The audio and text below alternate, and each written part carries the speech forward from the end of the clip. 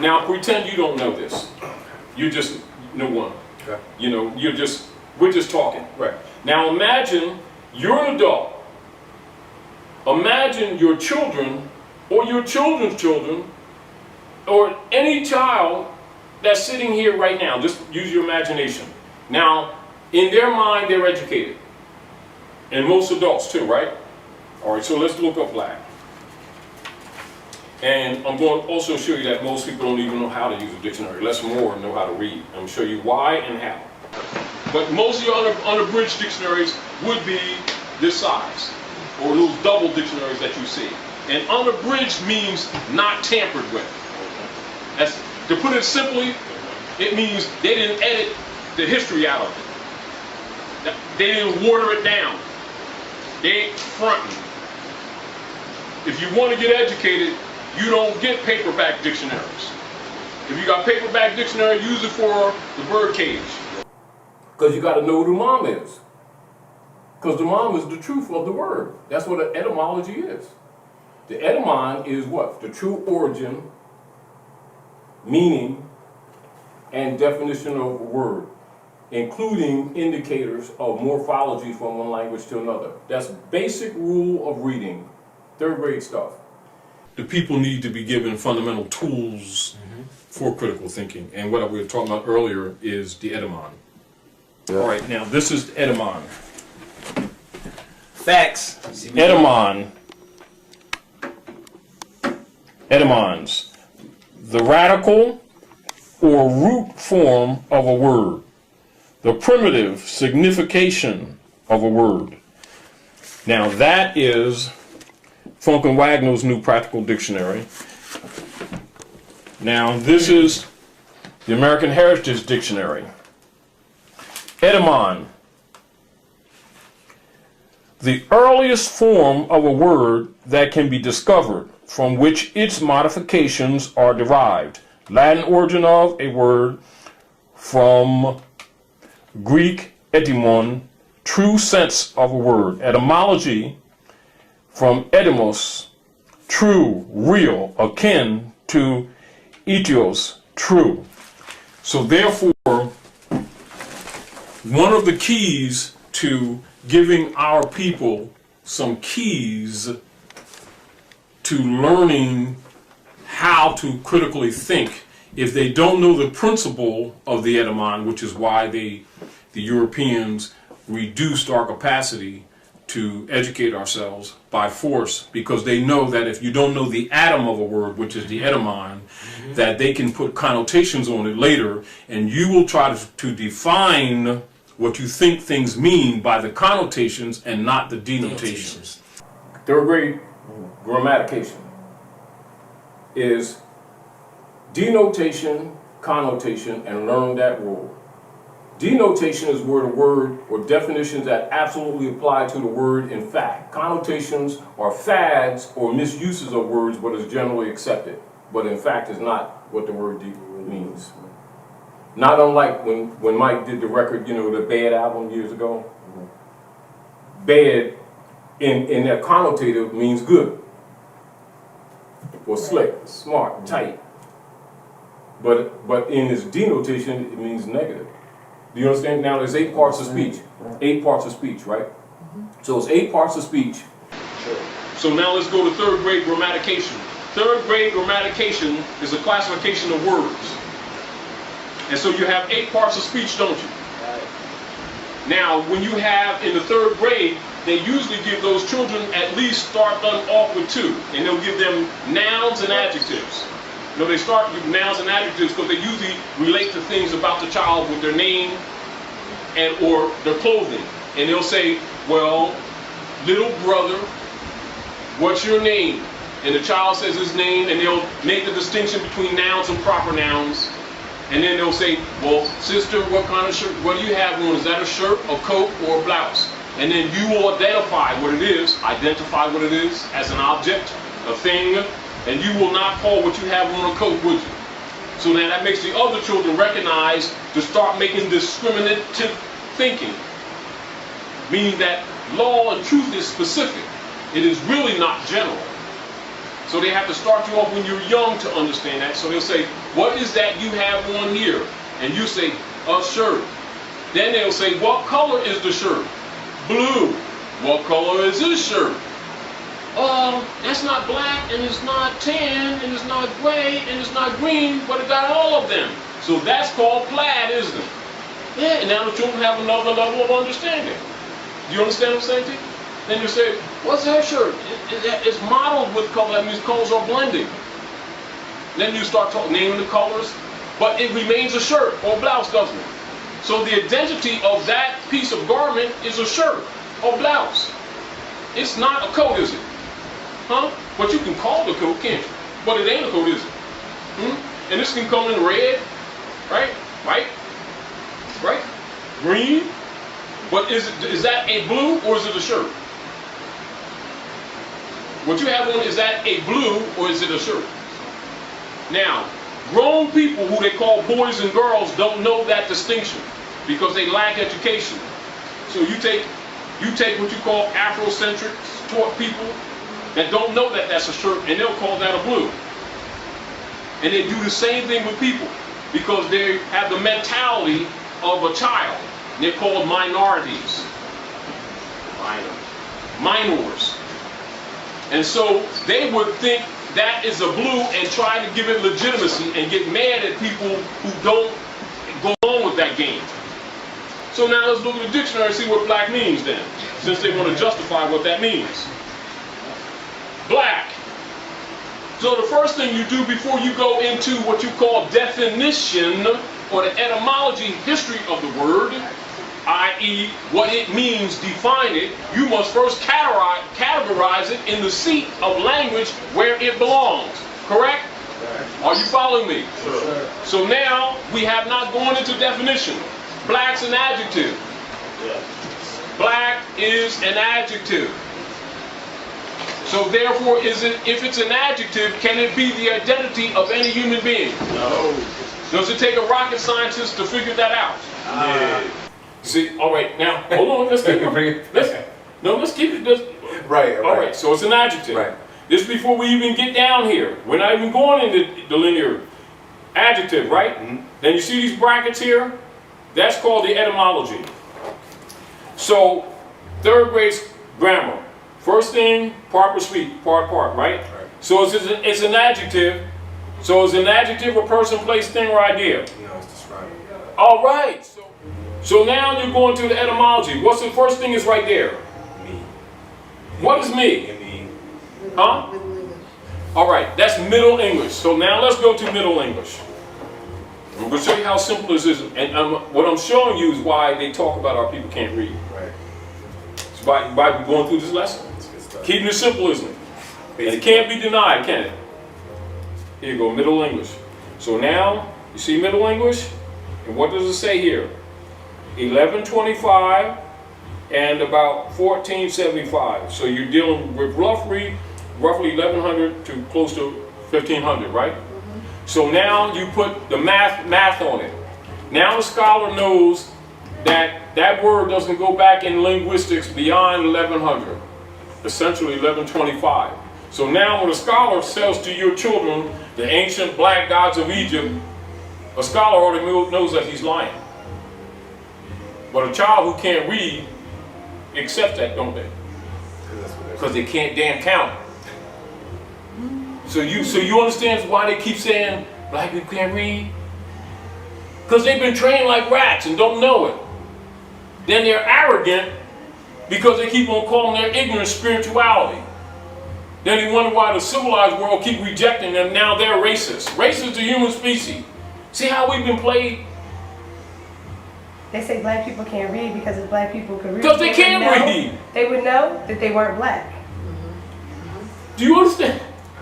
And so now we got your babies here, your little girl and your little boy. Now they got to grow up in this world competing, and you're the father, and if you don't know that's 8 parts of speech, and they're supposed to get it in the 3rd grade, what chance do they have to compete with the real world when they can't even read, but yet they can pronounce words? And they wouldn't even know that they can't read because they think that because they can pronounce the words and do some ebonics that they got it covered. Now notice that we haven't even gone into any linear entries.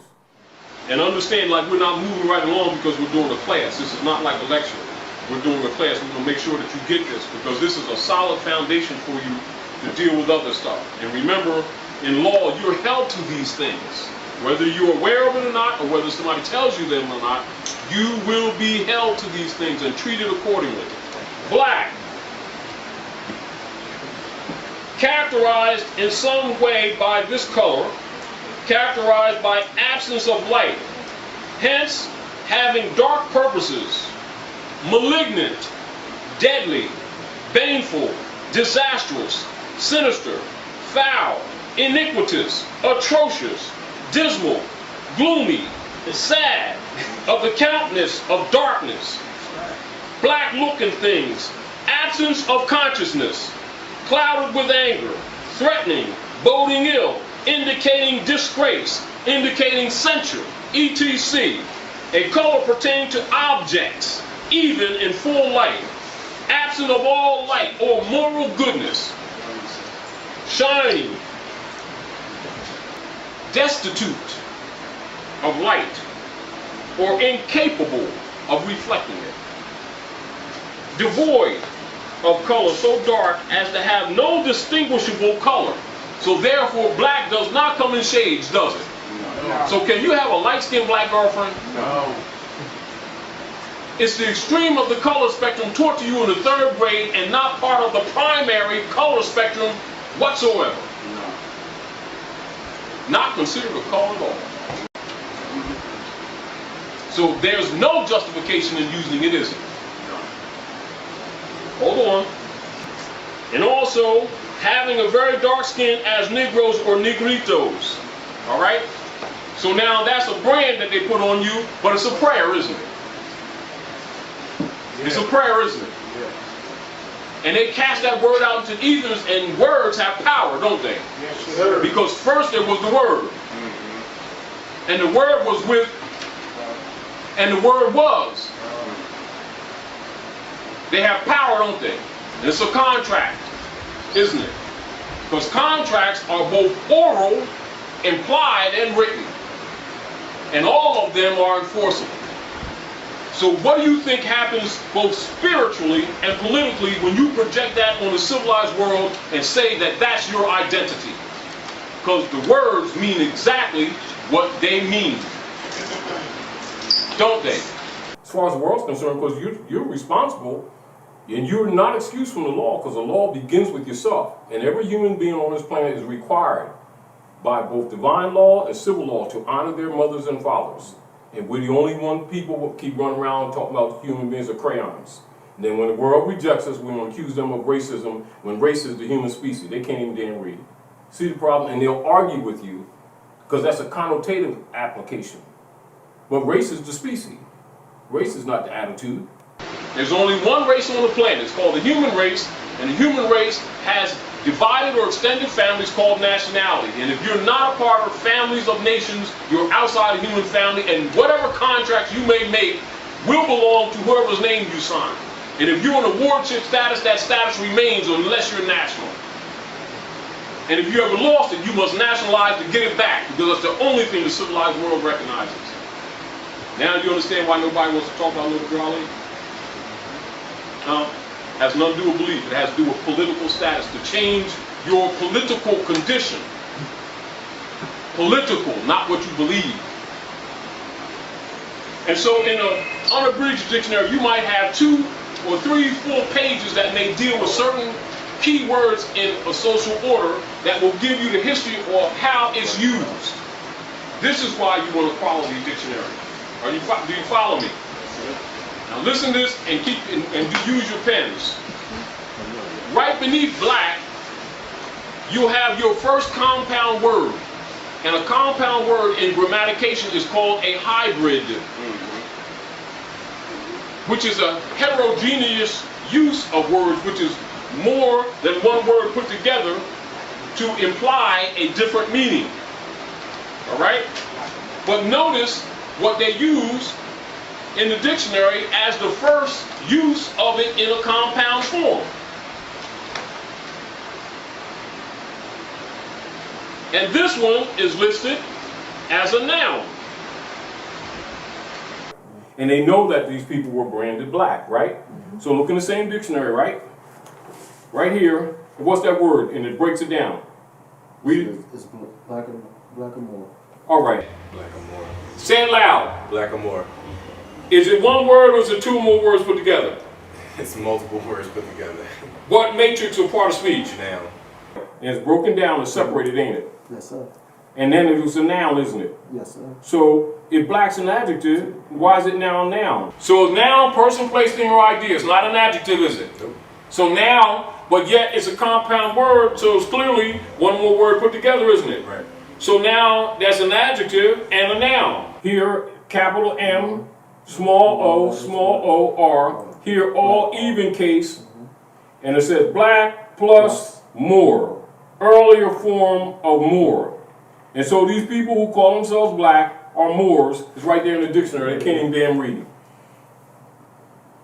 So what's it say right here? Read it out loud. A Negro, especially an African Negro. So these people who think that Negroes are what? Especially an African. Yes. So who are they? Any dark They're skinned real. person.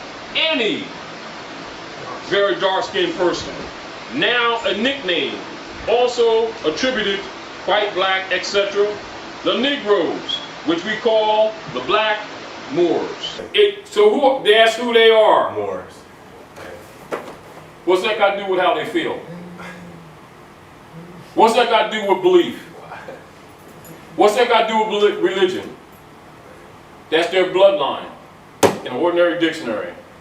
They don't even know who the hell they are. They're going to tell you about Jesus, God, Allah, Moses, Muhammad, Salat, prayer, mystery systems, Nibiru, 13th planet, the 5th dimension, and don't even know their damn bloodline. See why nobody respects us?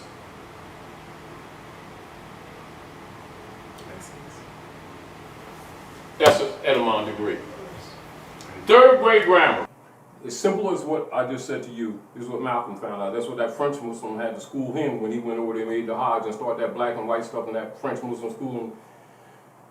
Just because you made the Hajj, don't call it that white and black stuff. That's slave language. You think Maghrib's a prayer for Wednesday. Maghrib is North America. Morocco, the most extreme west. You left home. That's why when Malcolm came back, he understood enemies was on both sides. So now, you understand the job of the so-called black leaders keeping the paradigm of this black thing going on and what the payoff's all about? Because it makes the people non-descendable. But they don't know about descendability because they don't know they have an estate. Do you see the whole point? So this whole paradigm of this black thing is to keep us busy arguing stupid arguments. And we're declared incompetent. But we do it with passion, don't we? The reason why most people don't know because they weren't taught, not because they're dumb. But if you weren't taught, you don't know that you don't know. So a description of a thing is not an identity of the thing. Don't get that twisted. You got Asiatics who through their order of education actually believe that this complexion is black. They really do. And with the mind of a child, they can't tell the difference. And as a matter of fact, they think that black comes in shades. They really do. And that's not making mockery. You have to understand the mentality of a people who have been mentally enslaved with etymology absent from their education. And all scholars know that. Do you understand what I'm saying to you? But scholars aren't excused because all scholars get an etymology degree. You must qualify to have a title. This is why people outside of our communities don't have too much respect for black people because they know we're sellouts. But they know most of the people don't have the intelligence to recognize a sellout. They go by their emotions, how they feel about them, not what they know, how they feel about them. Always emotions, no facts. You understand? Now, so I just wanted to show you that, right? So you take a position like you don't know. And then see how easy it is to first bring a person to a consciousness of themselves. You don't have to try to convince them. Yeah. Give them documents.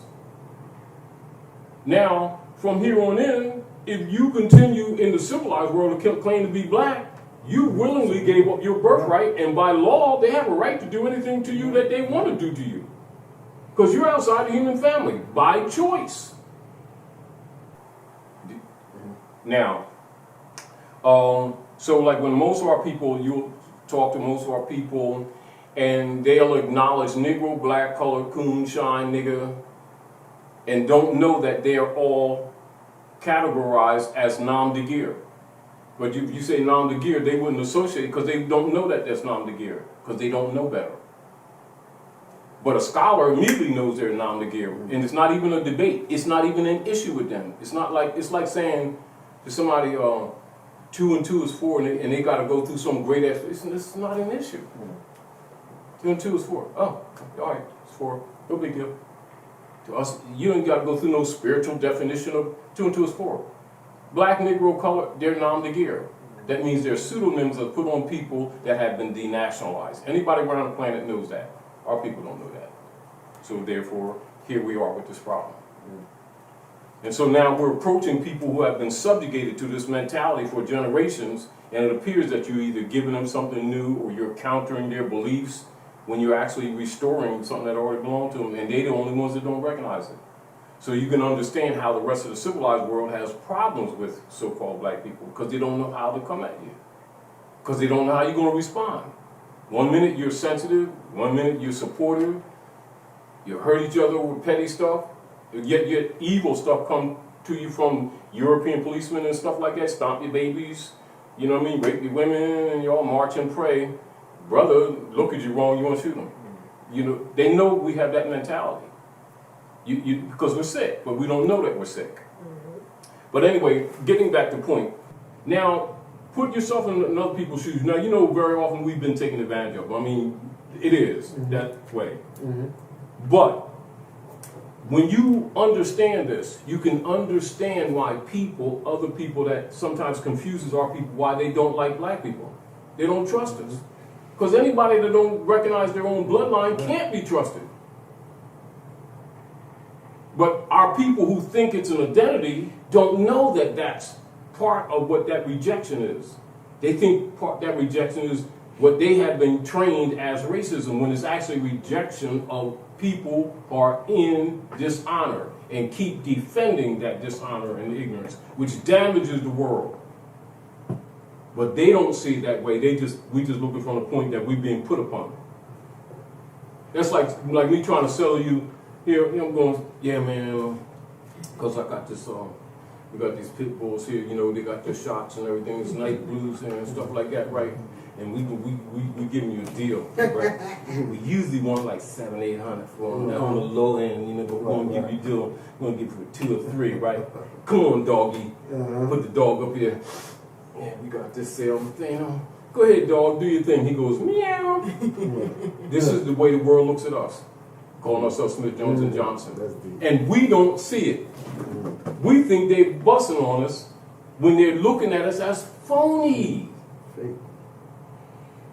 But we, by not knowing basic etymology, we don't know that that's the major part of their approach to us.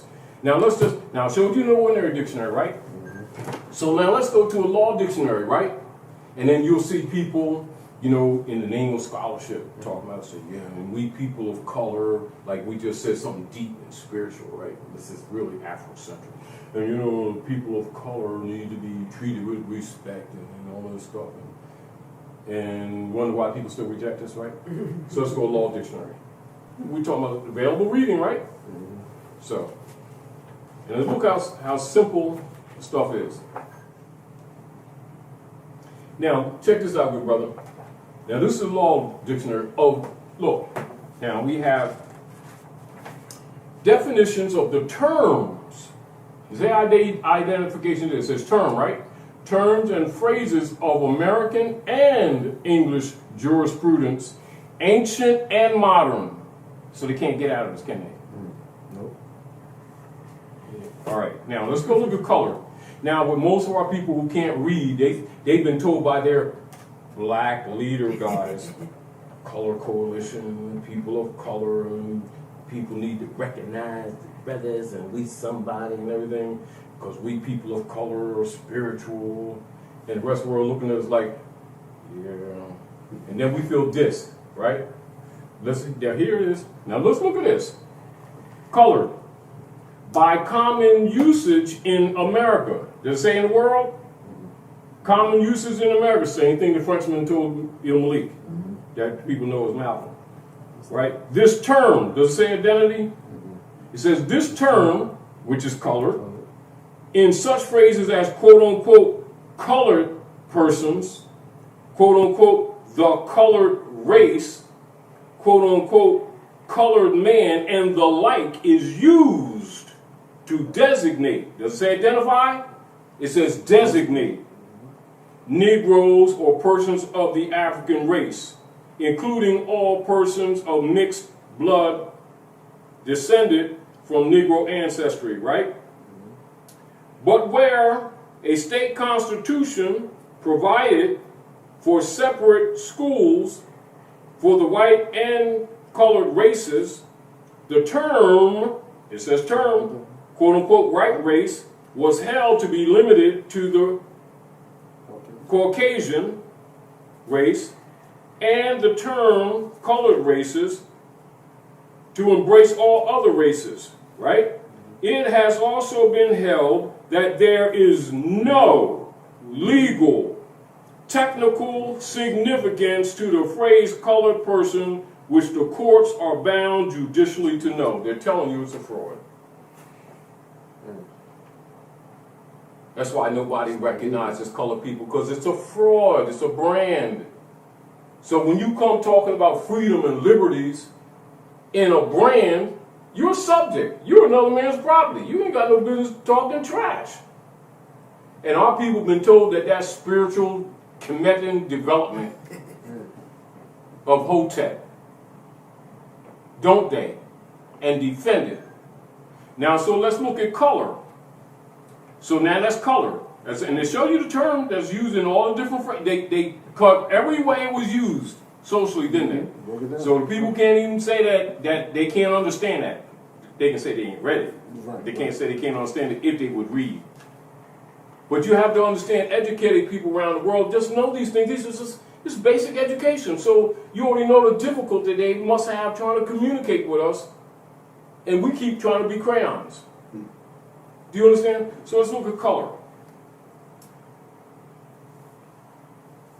Color, an appearance, a semblance or simulacrum as distinguished from that which is real. A prima facie or apparent right, hence a deceptive appearance, a plausible assumed exterior concealing a lack of reality, a disguise or pretext. So what do you think when you going out in the world calling yourself we people of color and then looking for respect? Because we was told by some marching, praying Negro leader guy that is so Afrocentric identity, and you just told the world that you are fake. Accept me. And then when you get rejected, you want to accuse them of racism. Do you see how obvious that is? Is that complex? Is it hard to understand? But you know, and I know most of our people who claim to read and claim to be scholars don't know it and don't speak of it. And try to defend it as if it's an identity. So imagine in your mind the difficulty it puts other people in to come in our communities and deal with us. They don't have no choice but to just set up a business because they can't do anything reasonable with us because we're going to get all emotional. We're going to be one thing one day, another thing another day. I mean, let's be real. So if we want to really solve problems, we've got to start be honest with ourselves. You know, like if I got a boogie in my nose, don't let me sit down at the dinner and everybody say, yeah, man, you're all right, man, yeah. And I'm, Exactly. you know, come on, man, go blow your nose. There's people sitting here eating, you know. And after a while, and it's an exaggeration, but in many ways, culturally, you know, people get to the point because they know how sensitive we are, they don't say anything, they just let us make asses out of ourselves. But they reject us also in the process, then we get insulted and we feel dissed. And I'm not knocking any of them, I'm just telling you, when you grow up, you're not dealing with belief systems, you deal with real politics. But because most people aren't willing to handle it, they don't usually talk to them because they get emotional. I mean, you saw like Jack Nicholson said in a couple of movies, say you don't, the people don't want to know the truth, they can't handle the truth. What they're really saying, not that they can't handle it, they don't want it. They talk about it, but they don't want it. You know, it's like people saying, you know, how come nobody comes in the community and help the brothers and sisters and tell us the truth about our history and blah, blah, blah. I just showed you right there. And we ain't even been here a few minutes. So if these people don't know their Moors, how they want to know their history? And then if you promote black, you're putting them right back in the Christian black codes, and then the codes fly, they get all screwed, and they wonder why we can't develop. And then we keep having meetings, rallies, doing things like this, films, and talking about pyramids and the great gods of Egypt and everything, and then you start trying to take that black stuff and make it retroactive. It's really, you know, it's really interesting. And you know, just like, and as we're talking, it's because we're open in conversation. But most people ain't open to this conversation because they don't want to deal with facts. They get angry. It doesn't meet their beliefs because they don't deal with facts. Don't come with the facts. You want an argument? You want to go to hell and have, you know, fire and brimstones? Start talking facts. I just asked somebody that too. I said, where is hell to you? Like, do you think that you just, they put you in the ground and your body just absorbs down into the earth and down into fire and brimstone? Look at this. You just go absorb into the ground and you're driving me crazy. All right. Now, I'm sure how people can't read, right? Look at hell. I'm sure how people can't read. No. And this again shows you why people don't have respect for people who keep claiming to be black. And we be getting sensitive thinking that they offing us, they dissing us, and they're only being honest with us because we're out of order. You can't go to the grand party farting and expect people, you know, to embrace you like you got Aramis on or something.